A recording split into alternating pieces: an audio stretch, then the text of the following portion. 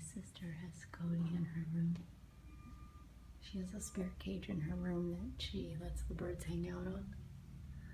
Let's see how Cody's doing with her. Hey, where's Cody? Where's Cody? See you chilling. He's sitting right there. Yeah, I mean, I know he's not on me, but like having him right here next to me is a good step, you know?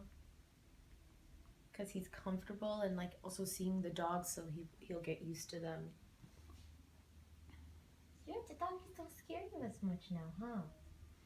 So there's a good example, guys. If even if your bird doesn't want to be on you or be pet by you, that doesn't mean you can't hang out with him. So Jenna's just, she knows that he's not really, you know, completely acclimated, but he seems very comfortable. You see how he's nice and puffy and his feet are like pointed together. Yeah, and he's used to the camera already. He's not camera shy at all. I know, right? Cody, you're a little star. You look even fluffier than when I got you. Yeah, he's beautiful. He's been talking all day.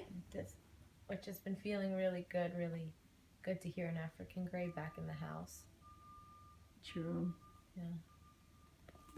So true. Hi, buddy. And guess what he said today, guys?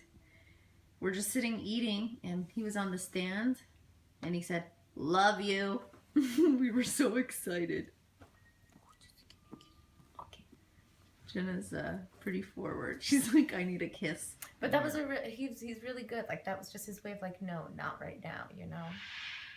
Oh. Oh well. Unheard us. Jersey heard your voice, so she's really like, she's about to come up here for sure. Well, thank you guys for tuning in.